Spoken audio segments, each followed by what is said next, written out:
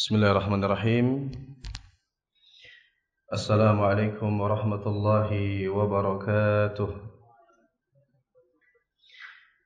Innal hamdalillah nahmaduhu wa nasta'inuhu wa nastaghfiruh wa natubu ilaihi wa na'udzu billahi min shururi anfusina wa sayyiati a'malina. May yahdihillahu fala mudilla lahu wa may yudlil fala hadiya lahu. Wa asyhadu an la ilaha illallah wa asyhadu anna Muhammadan abduhu wa rasuluh la nabiyya wa la rasula ba'dah. Allahumma inna nas'aluka ilman nafi'an wa na'udzu bika min ilmin la yanfa'. Rabbana zidna ilma warzuqna fahma. Amin ya rabbal alamin. Jemaah sekalian yang dimuliakan Allah Subhanahu wa taala, alhamdulillah kita bersyukur kepada Allah atas nikmatnya kebaikan-kebaikan menjadi sempurna. Dan di antara kenikmatan yang besar adalah Allah Subhanahu wa taala kembali mempertemukan kita di majelis ilmu di taman-taman surga yang insyaallah bagi mereka yang mengikhlaskan niatnya karena Allah akan mendapatkan balasan kemudahan menuju surga dari Allah Subhanahu wa taala. Rasulullah sallallahu alaihi wasallam bersabda, "Wa man salaka tariqan yaltamisu fihi ilma, sahalallahu lahu bihi tariqan ilal jannah." Barang siapa yang menuntut ilmu, menempuh perjalanan mencari ilmu, maka Allah Subhanahu wa taala akan memudahkan jalannya menuju surga Allah Subhanahu wa taala. Kemudian salawat beriring salam semoga senantiasa tercurahkan kepada suri tauladan kita, kepada qudwah hasanah kita Nabi kita Muhammad sallallahu alaihi wasallam. Jemaah sekalian yang dimuliakan Allah Subhanahu wa taala, insyaallah ini adalah pertemuan terakhir sebelum kita memasuki bulan Ramadan, dan juga ini adalah pertemuan terakhir kita menyelesaikan kitab Al-Wasail Al-Mufidah lil Hayati Sa'idah, yaitu sarana-sarana yang bermanfaat yang mengantarkan kepada kehidupan yang bahagia, karya seorang ulama yang bernama Syekh Abdurrahman Ibn Nasir As-Sa'di rahimahullahu taala. Kita telah sebutkan kemarin, kita masuk kepada pembahasan akhir berkaitan dengan 10 prinsip yang harus kita pegang di dalam kehidupan ini agar kita mendapatkan kehidupan yang bahagia. Yang pertama, kita sudah jelaskan kemarin bahwasanya kita harus meyakini bahwasanya di dalam kehidupan dunia ini kita bergaul kepada siapa saja, pasti orang tersebut memiliki kekurangan sebagaimana kita memiliki kekurangan. Maka jangan fokus kepada kekurangan, tapi fokuslah kepada kelebihan. Maka ini di antara kiat kita mendapatkan hidup yang bahagia. Kalau kita mendambakan pasangan tanpa kekurangan, teman tanpa kekurangan, bos tanpa kekurangan dan sebagainya, maka kita tidak akan mendapatkannya. Karena barang siapa yang mengharapkan kesempurnaan di dunia ini, maka tidak ada kesempurnaan di dunia ini. Disebutkan pepatah Arab mengatakan, "Man talaba akhan bila aibin, baqiya bila akhin." Barang siapa yang berharap saudara, berharap kawan tanpa teman, maka dia akan sendirian tanpa teman. Kenapa? Tidak ada kawan, tidak ada sahabat yang pasti di sana pasti dia memiliki kekurangan, tidak ada yang sempurna. Kemudian yang kedua, kita jelaskan kemarin bahwasanya di antara sebab atau prinsip, di antara prinsip kita hidup bahagia, kita harus tahu mana yang menjadi kewajiban kita di dalam kehidupan ini. Kewajiban yang harus kita tunaikan, entah hukumnya wajib ataupun mustahab, kita harus tahu apa yang menjadi hak istri kita, hak orang tua kita, hak bos kita, dan yang lainnya, hak kawan-kawan kita. Maka kita tunaikan hak-hak tersebut, maka itu di antara sebab yang mengantarkan kepada kebahagiaan dan melanggengkan hubungan kita kepada sesama manusia. Kemudian yang ketiga, di antara prinsip yang harus kita pegang di dalam kehidupan dunia ini adalah, ketahuilah hidup kita singkat, hidup kita sebentar. Umur umat Nabi Muhammad SAW hanya sekitar 60-70 dan sedikit yang melewati itu. Hidup kita yang sebentar tersebut, kalau kita gunakan dia untuk bersedih, kita gunakan dia untuk galau, tidak bisa move on dengan masa lalu, tidak bisa bangkit dari keterpurukan, maka kita akan hidup dalam keadaan sengsara dan kita tidak mendapatkan kebahagiaan. Hidup kita singkat. Ya, hanya 60 sampai 70, belum dipotong tidur, belum dipotong makan dan yang lain-lainnya, terus kita menggunakan untuk bersedih terus, maka jangan. Yakinilah hidup kita singkat, yang singkat ini jangan sampai kita penuhi dia dengan kesedihan-kesedihan. Yang sudah berlalu ya sudahlah. Kita beriman kepada takdir, tidak ada yang terjadi kecuali dengan izin Allah. Ada hikmah di sana. Kita berbaik sangka kepada Allah, optimis.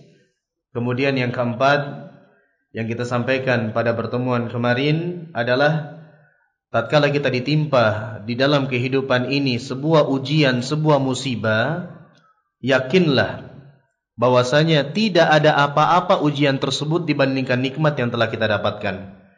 Tatkala kita mendapati kesusahan, sesuatu yang tidak kita senangi, sesuatu yang tidak kita inginkan, maka bandingkan antara keburukan tersebut dengan kebaikan yang telah kita dapatkan. Mungkin kita terkadang jatuh dalam usaha kita, gagal berbisnis yang merugikan sekian juta, tapi kita lihat diri kita. Di wajah kita ini saja luar biasa. Mata itu bagaimana luar biasanya Allah berikan, pendengaran itu luar biasanya, fisik kita ini luar biasa. Ya, bahkan kalau kita lihat dari diri kita ini saja miliaran, bahkan tidak ada harganya. Tidak ada orang yang mau jual matanya untuk 100 juta, itu nggak ada. Kenapa? Karena yang kita miliki jauh lebih besar dari apa yang kita dapatkan daripada ujian. Jadi prinsip hidup, tatkala kita mendapati ujian atau sesuatu yang tidak kita senangi, bandingkan dengan nikmat yang sudah kita dapatkan. Maka kita akan dapati ternyata nikmat tersebut jauh lebih banyak, jauh lebih besar daripada ujian yang datang. Ujian itu keharusan. Kalau ada orang yang ingin hidup di dunia ini tanpa ujian, itu mustahil. Mustahil.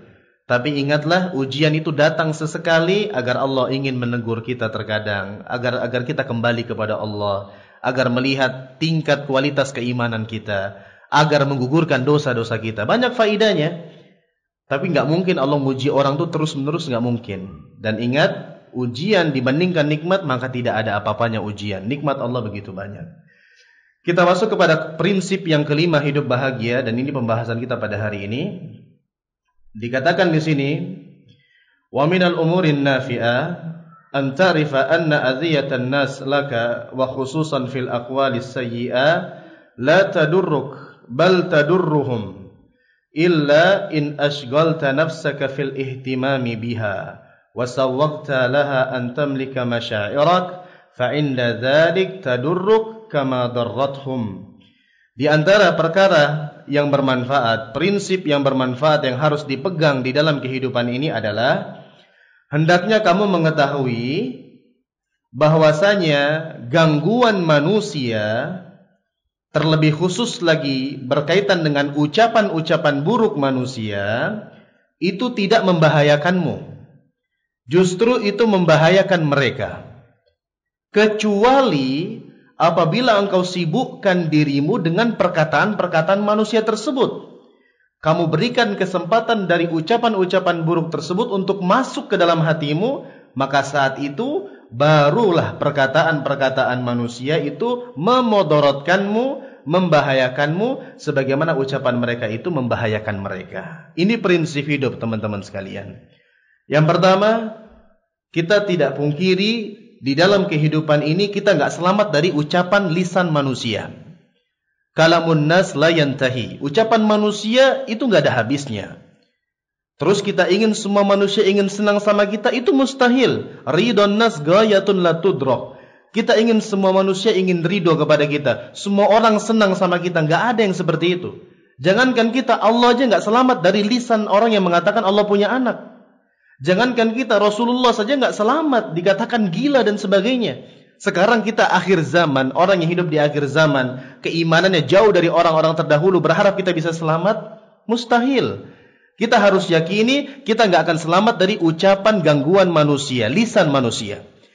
Tapi kita harus punya prinsip, ucapan manusia, gangguan manusia kepada kita, terkhusus dari ucapan-ucapan buruk mereka, itu tidak akan membahayakan kita. Tidak akan membahayakan kita sama sekali. Justru itu membahayakan mereka. Kenapa? Itu kezoliman. Kezoliman akan menjadi kegelapan pada hari kiamat. Mereka mencaci kita, mereka memfitnah kita, mereka menggibahin kita. Ya sudah, nggak ada masalah. Santai aja. Itu nggak memodorotkan kita, justru memodorotkan mereka. Mereka akan mempertanggungjawabkan di hadapan Allah. Bahkan Al-Imam Al-Hasan Al-Basri suatu ketika mendapatkan kejadian persis seperti ini. Beliau dikabarkan oleh seseorang ada yang menggibahin beliau, menceritakan keburukan-keburukan tentang beliau. Apa respon Al-Imam Hasan Al-Basri? Apakah dia marah? Tidak. Malah dia perintahkan keluarganya untuk menyiapkan makanan yang lezat, kemudian diberikan kepada orang yang gibahin itu. Kenapa? Karena beliau mengatakan, saya berterima kasih karena dia memberikan pahalanya kepadaku, sementara aku tidak mau memberikan pahalaku kepadanya. Dia paham bahwasanya ucapan-ucapan buruk manusia itu nggak membahayakan mereka, justru nggak membahayakan kita, justru membahayakan mereka. Ya, maka kita juga harus punya prinsip ini, teman-teman sekalian. Ucapan manusia tidak membahayakan kita, tidak memodorotkan kita, justru itu akan memodorotkan mereka. Karena setiap ucapan buruk, ucapan gangguan kepada orang lain itu akan dituntut di hadapan Allah. Dan di hadapan Allah tidak ada bayarannya kecuali amal saleh. Dia akan diambil amal solehnya, diberikan kepada orang yang dia zolimi dari ucapan-ucapan buruk dia. Terus seperti itu. Kalau ternyata dosanya sudah habis, kemudian masih ada kezoliman dari lisan dia, maka dosa orang yang dia ceritain keburukan itu akan diambil, dilemparkan kepada dia, kemudian dilemparkan ke dalam neraka. Orang yang bangkrut. Maka kita harus punya prinsip, ucapan-ucapan manusia, gangguan manusia, ucapan buruk manusia kepada kita, komentar-komentar buruk tidak membahayakan kita. Kecuali di suatu keadaan. Bagaimana? Kecuali kita memberikan ruang, perhatian, ingin membiarkan dia masuk ke dalam hati kita, maka di saat itu kita akan mendapatkan efek buruknya. Jangan ingin cari tahu, dia cerita apa tentang aku. Enggak usah seperti itu. Dia tuh ngomong apa. Ayolah ceritalah. Enggak usah. Justru tatkala dia sudah cerita, kita ngomong ceritalah, enggak apa-apa, aman aja. Setelah itu akan timbul di hati kita itu rasa galau. Kenapa ya saya dibilang kayak gitu? Saya loh sudah begini. Akhirnya gangguan manusia berupa ucapan buruk bukan hanya memudaratkan mereka, tapi juga memudaratkan kita. Kenapa? Karena kita taruh perhatian di sana, biarkan dia masuk ke dalam hati. Maka ya sudah, teman-teman sekalian, nggak ada orang yang selamat dari ucapan manusia. Tapi kita harus punya prinsip, ucapan manusia, gangguan manusia dari perkataan-perkataan yang buruk tidak membahayakan kita, kecuali apabila kita menaruh perhatian di sana. Nggak usah kepo. Saya dibicarakan apa tadi? Kemarin saya nggak ikut ngumpul, apa yang dibahas? Saya digomongin nggak? Nggak usah. Nggak ada faedahnya seperti itu. Karena sekali lagi tidak akan memudaratkan kita kecuali kita menaruh perhatian kepada apa yang diucapkan manusia. Kemudian selanjutnya,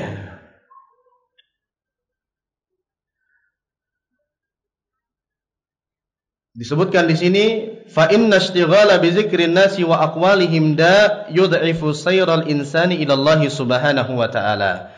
Karena sesungguhnya sibuk dengan ucapan manusia, sibuk dengan perkataan-perkataan manusia, itu adalah penyakit yang akan melebahkan perjalanan kita menuju Allah Subhanahu wa taala. Jadi intinya enggak usah kepo, enggak usah taruh perhatian kepada perkataan manusia, biarkan mereka dengan ucapan-ucapan mereka, tapi yakinlah Allah Maha Adil. Orang memberikan kita gangguan dari lisan mereka, mereka akan mempertanggungjawabkan di hadapan Allah Subhanahu wa taala. Kemudian yang selanjutnya, wa'lam anna hayataka taba'un li afkarik, fa in kanat afkaran fima ya'udu 'alaika naf'u fi dinin aw dunya fa hayatuka thayyibatun sa'idatun wa illa fal amru bil aksi. Kemudian kaidah yang keenam, prinsip yang keenam hidup bahagia adalah, ketahuilah bahwasanya hidupmu itu mengikuti apa yang menjadi pikiranmu. Apabila engkau berpikir, sibuk memikirkan sesuatu yang bermanfaat bagimu, baik urusan agama maupun duniamu, maka hidupmu akan bahagia. Tapi kalau engkau memikirkan sebaliknya, overthinking, berburuk sangka kepada Allah, mikir-mikir yang negatif, maka hidupmu tidak akan bahagia. Ini prinsip yang keenam. Bahwasanya hidup kita ini sangat mempengaruhi kebahagiaannya disebabkan pola pikir kita. Makanya ada orang mengatakan kita harus punya mindset yang baik. Kita harus punya pikiran yang fresh. Benar. Karena kejernihan hidup kita itu sangat berpengaruh dengan apa yang kita pikirkan. Makanya perbanyak berbaik sangka kepada Allah. Jangan overthinking, jangan larut kepada masa lalu, jangan terlalu larut kepada sesuatu yang belum terjadi, jangan terlalu memikirkan sesuatu yang belum pasti terjadi. Enggak usah. Jalani dengan baik, enggak usah overthinking, positif. Mikir yang positif, mikir yang baik-baik. Makanya tadi kita katakan, kalau kita diuji dengan keburukan, ingat kebaikan. Kenapa? Agar kita memikir yang positif. Jangan mikir yang negatif. Karena itu sangat mempengaruhi kebahagiaan kita. Kemudian selanjutnya, wa min anfa'il umur litardil hammi an tuwattina nafsaka ala alla tatluba syukra illa minallah. Prinsip yang ketujuh untuk mendapatkan kehidupan yang bahagia adalah hendaknya kamu mempersiapkan dirimu untuk tidak meminta balasan terima kasih dari manusia. Ini prinsip yang ketujuh. Agar kita mendapatkan kebahagiaan, siapkan diri kita, jangan meminta balasan, jangan mengharapkan terima kasih kecuali dari Allah. Ya. Fa idza ahsanta ila man lahu haqqun 'alaika aw man laysa lahu haqqun fa'lam anna hadza mu'amalatun minka ma Allah.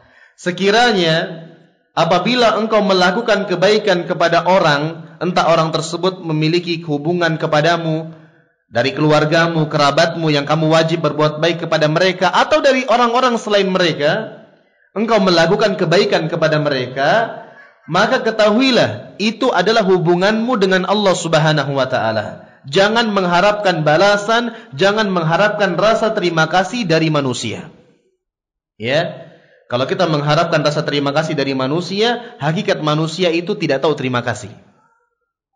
Kalau kita fokus melakukan kebaikan, terus ingin mendapatkan sanjungan, ingin mendapatkan terima kasih, mendapatkan pujian, tatkala kita tidak mendapatkannya, kita akan sakit hati.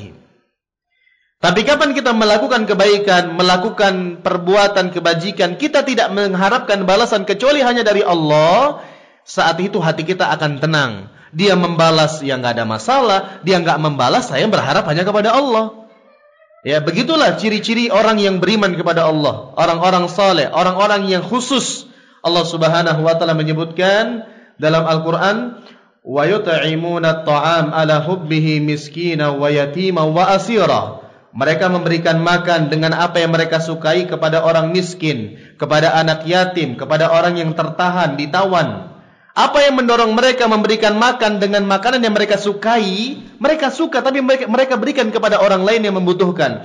Apa yang mendorong mereka? Allah abadikan, innama nut'imukum liwajhillah, la nuridu minkum jazaa'aw wala syukura. Sesungguhnya kami memberikan makan tersebut, itu adalah karena wajah Allah. Kami ingin mengharapkan balasan dari Allah. Kami tidak menginginkan balasan terima kasih, balasan, entah itu perbuatan, ucapan terima kasih, pujian, enggak. Kami enggak mengharap itu. Kami melakukan kebaikan itu semua liwajhillah, karena wajah Allah Subhanahu wa taala. Maka teman-teman sekalian, prinsip hidup, tatkala Anda ingin bahagia, Anda melakukan kebaikan, maka jangan harapkan balasan kecuali hanya kepada Allah. Terlebih lagi kepada orang-orang yang terdekat dengan kita. Kenapa suami itu sering galau? Karena dia melakukan kebaikan kepada istrinya, dia tidak mengharapkan wajah Allah. Aku loh sudah berikan ini semua kepadamu. Aku loh sudah begini, aku loh sudah begini. Masa kamu begini sama aku? Balasan manusia yang diharapkan. Tapi tatkala dia hanya mengharapkan balasan dari Allah, Dia meyakini dia melakukan kebaikan kepada istrinya itu adalah kedekatan dia dengan Allah. Istrinya balas ataupun tidak ngaruh kepada dia. Begitupun juga kita kepada orang lain. Nolong orang juga seperti itu. Kita akan tenang. Ya, kenapa ada orang stres? Kenapa ada orang galau? Kenapa ada orang yang suka mengungkit-ungkit, mengumpat-ngumpat? Kenapa ada orang yang suka mengungkit-ungkit kebaikannya? Kenapa? Karena dia berharap kepada selain Allah. Tapi tatkala antum melakukan kebaikan, antum tidak harap balasan kecuali hanya dari Allah, maka hidup antum akan bahagia, hidup antum akan tenang. Kemudian yang selanjutnya, yang ke-8, kita sampai 10 ya. Al-qaidatus saminah ay yaj'al al-insan nasba 'ainaihi al-umur an-nafi'ah wa ay ya'mala 'ala tahqiqiha wa la yaltafit ila al-umuri ad-dar allati taqta'uhu anhu. Disebutkan di sini prinsip yang ke-8 untuk hidup bahagia adalah hendaknya manusia dia meletakkan di hadapan pandangan matanya itu perkara-perkara yang bermanfaat. Dan dia berusaha untuk merealisasikan, mendapatkan perihal-perihal yang bermanfaat tersebut. Wala yaltafit, dan jangan dia menoleh kepada perkara-perkara yang memudaratkan, yang dapat menghentikan dia dari perjalanannya kepada Allah Subhanahu wa taala. Wa mimma yasta'inu bihil insan minas sabati 'alal umuri nafi'a ay yujimma nafsahu wa yurihaha bainal hin wal hin. Dan di antara perkara yang bermanfaat menjadikan seseorang itu istiqamah di atas kebaikan, di atas perihal yang bermanfaat adalah dia merefresh jiwanya, merehatkan jiwanya, refreshing untuk dirinya. Jadi di sini dijelaskan bahwasanya kita harus fokus kepada perkara yang bermanfaat. Apa yang bermanfaat kita lakukan. Jangan fokus kepada perkara-perkara yang tidak bermanfaat. Jangan sibuk dengan perkara yang tidak bermanfaat.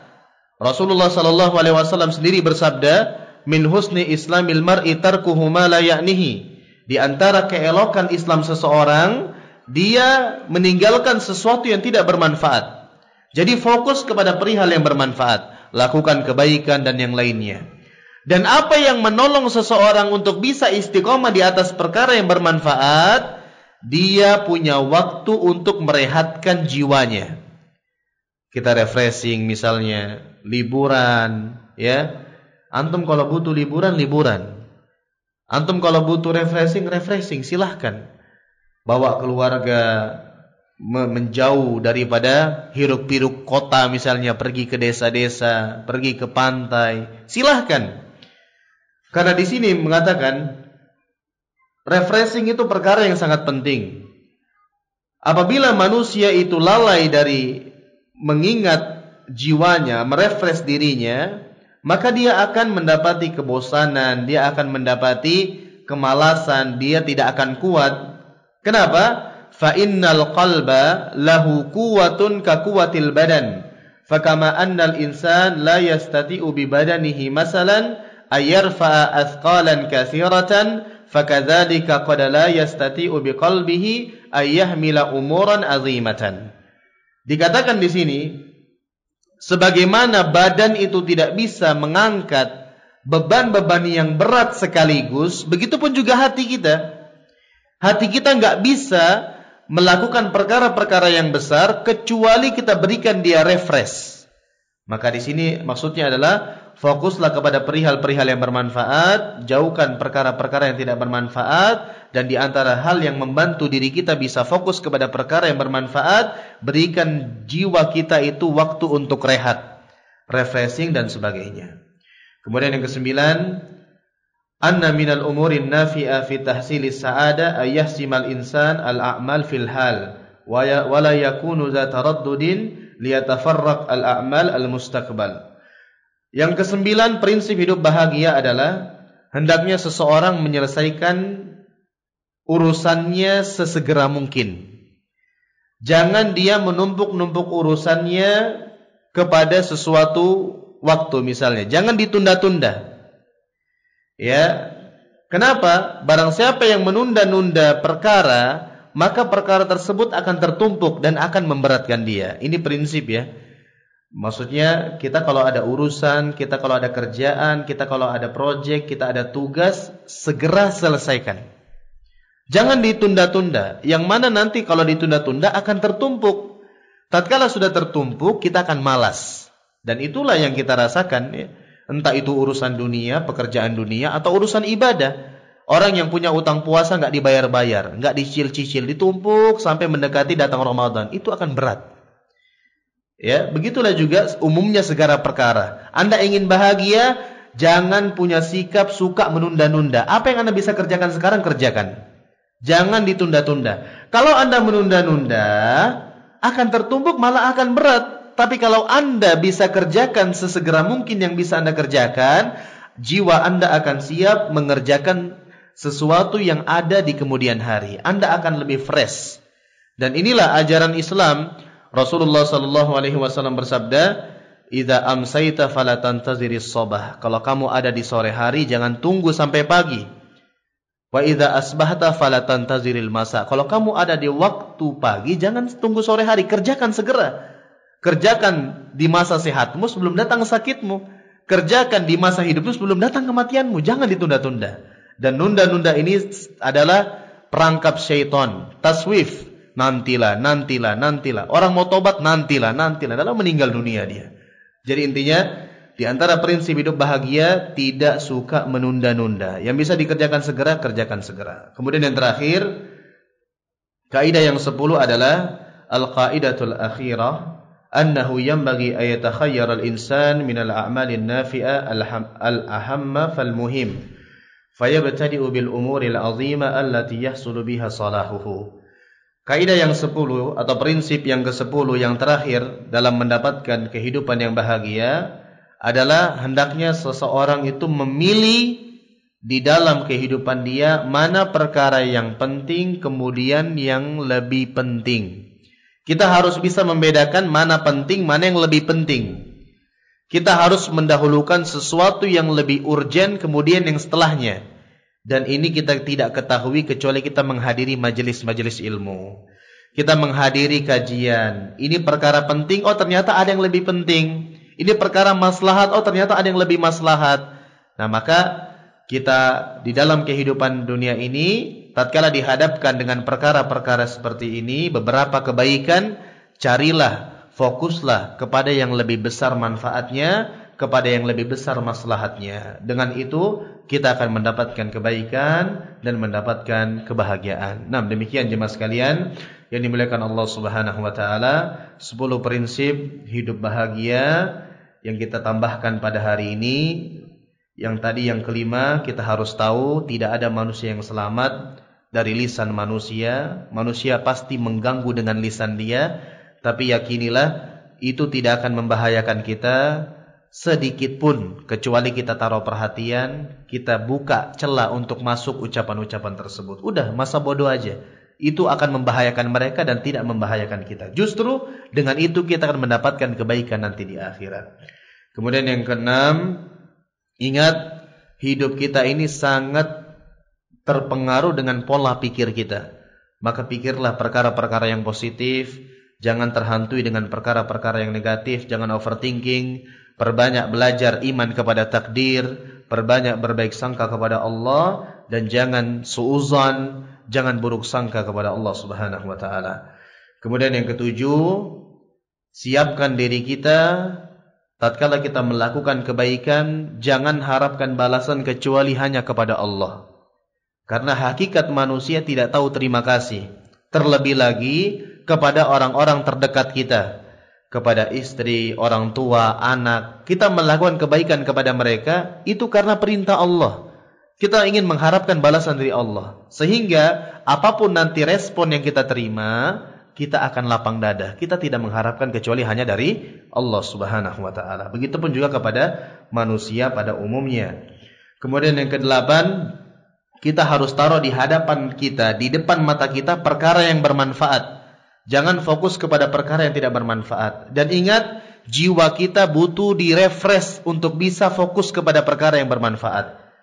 Kita butuh refreshing, kita butuh relax agar nanti bisa lebih semangat lagi kepada perkara yang bermanfaat. Sebagaimana badan itu punya kekuatan maksimal dan tidak bisa mengangkat beban yang melebihi kapasitasnya, hati kita juga demikian.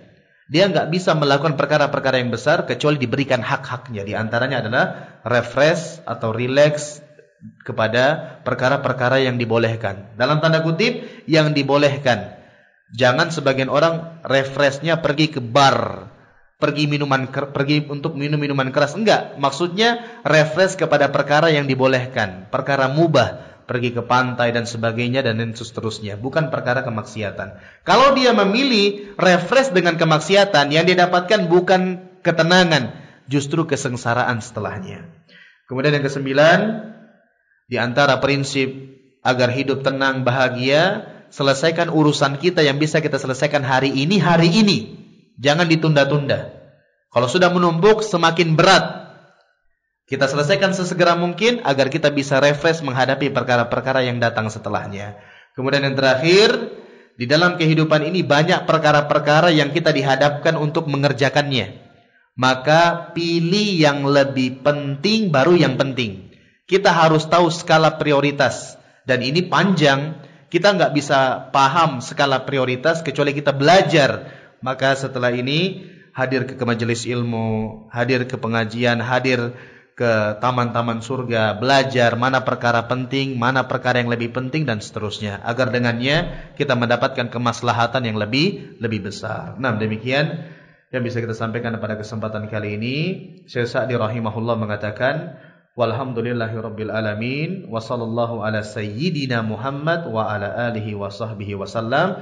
Alhamdulillahirabbil alamin, segala puji bagi Allah dan selawat semoga senantiasa tercurahkan kepada sayyidina Muhammad. Nah, ini Syekh Sa'di rahimahullah mengatakan sayyidina.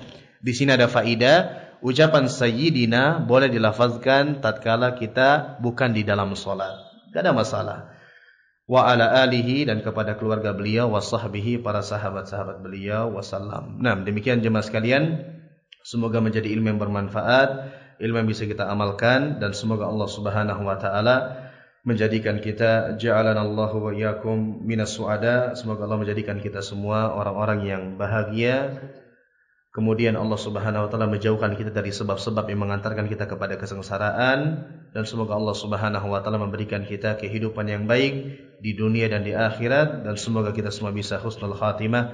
Amin ya rabbal alamin. Kita akhiri dengan doa kafaratul majlis. Subhanakallahumma bihamdik, asyhadu an la ilaha illa anta, astaghfiruka wa atubu ilaik. Wa akhiru da'wana anil hamdulillahi rabbil alamin. Assalamualaikum warahmatullahi wabarakatuh.